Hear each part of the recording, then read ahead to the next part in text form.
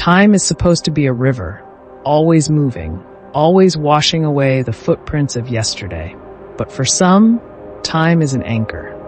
For 52 years, the Prater family lived in a house where the calendar never turned past 1973. While the world outside embraced the digital age, inside these walls, a family sat at a table with an empty seat, waiting for a knock at the door that never came. This is Norman Prater. He wasn't a cold case then. He wasn't a John Doe or a set of forensic data points. He was a 16-year-old boy from East Dallas with his whole life ahead of him. And then, in the blink of an eye, he wasn't just gone, he was erased. To understand how Norman Prater vanished, you have to understand the world of 1973. It was a world before GPS tethered us to a map, before cell phones turned every "where are you" into an instant answer. It was a world where a teenager could just go for a walk and disappear into the analog fog. On that afternoon, Norman was just a kid walking home after hanging out with his friends. He didn't have a suitcase, he didn't have a secret stash of money or a plan to run away. He left home with nothing but the clothes on his back and the expectation that he would be back by dark. He wasn't running from anything, he was walking toward home. But somewhere between his friends' laughter and his own front porch, the path simply ended. What follows a disappearance isn't just grief. It is a psychological weight known as the long wait. For 5 decades, the silence was absolute. While the police files grew dusty, Norman's brother Isaac Prater refused to let the memory fade. This wasn't a dark obsession. It was a lifelong mission of love. Every year that passed was another year of asking the same questions to an empty room. Where did he go? Why didn't he call? Is he still out there? Isaac didn't know that the answer was waiting 350 miles away in a coastal town called Rockport. He didn't know that Norman had already been found. He just didn't have a name yet. Today, we bridge the 52-year gap. It began as a mundane Tuesday in 1973. Norman was 16, an age defined by the first tastes of independence. He was walking with his friends, the kind of afternoon where the only worry is getting home before the streetlights flicker on. But at a nondescript corner in East Dallas, Norman separated from the group. He had a short distance left to walk. He intended to head home. He never arrived. In that final stretch of pavement, Norman Prater didn't just go missing. He slipped through a crack in the world. While the Prater family was filing missing persons reports in Dallas, a different tragedy was being recorded in Rockport, Texas, over 350 miles away. Local authorities had discovered a John Doe. He had been struck by a vehicle, sustaining fatal injuries. This creates the mystery gap. How did a 16-year-old with no vehicle and no money travel across nearly half of Texas in such a staggering window of time? In 1973, these two events were treated as unrelated tragedies. Dallas had a missing boy, Rockport had an unidentified casualty. The bridge between them remained unbuilt for 52 years. The 1970s medical examiner's investigation was clinical and isolated. They gathered what they could: height, weight, and a series of photographs intended for identification.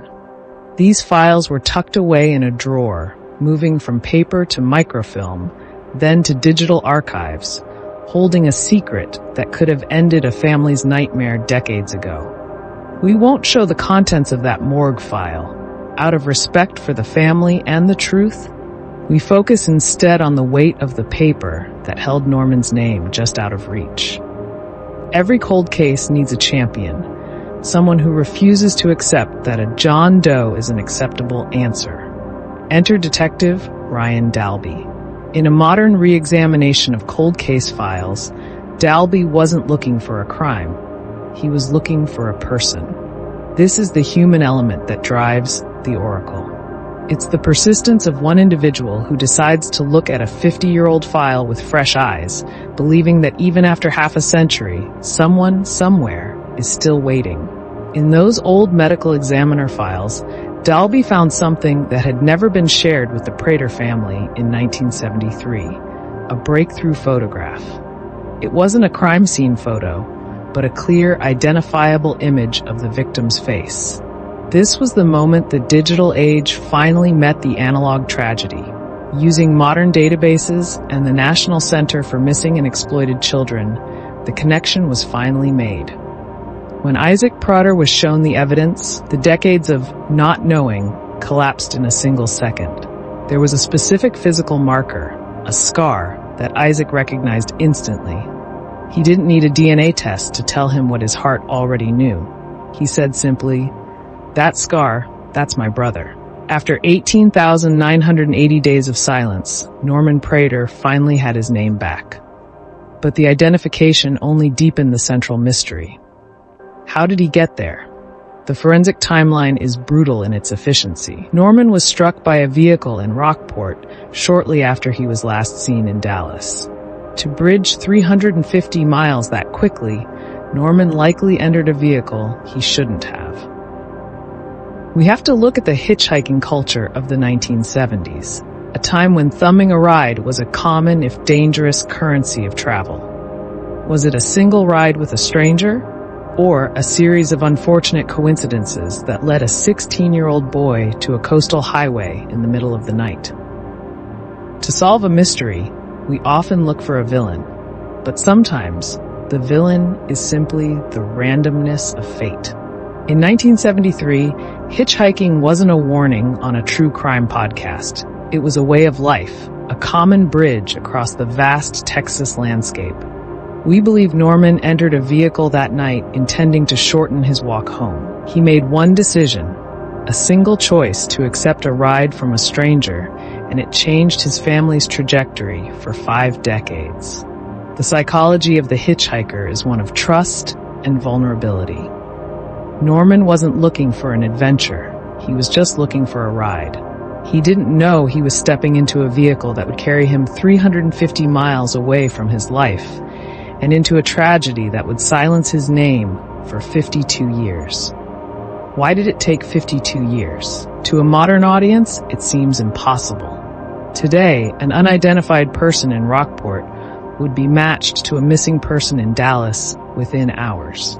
But in 1973, the world was a collection of islands. Police records were fragmented, trapped in paper files that didn't talk to each other across city lines.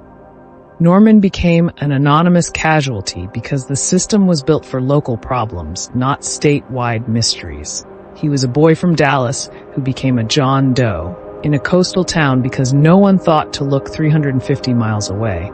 This wasn't just a lack of technology. It was a systemic failure of the past. For Isaac Prater, the decades were spent in a state of ambiguous loss. This is a specific psychological trauma where a loved one is physically absent but psychologically present. There is no funeral, no grave, only a ghost who lives in the corners of your mind. By identifying Norman, we move the story from a tragedy of fatal injuries to a reunion of souls. We frame this resolution not as a discovery of a body, but as an emotional homecoming. Isaac didn't just find a report, he found his brother. After 52 years, the John Doe was gone, and Norman was back. The Oracle's verdict is this. The how of Norman's story is clinical.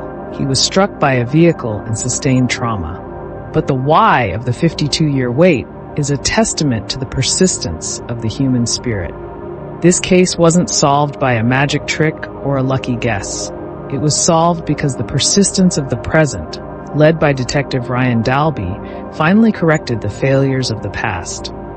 It is a reminder that while the system can fail us, individual courage and familial love are the forces that eventually bring the truth to light. The search is over.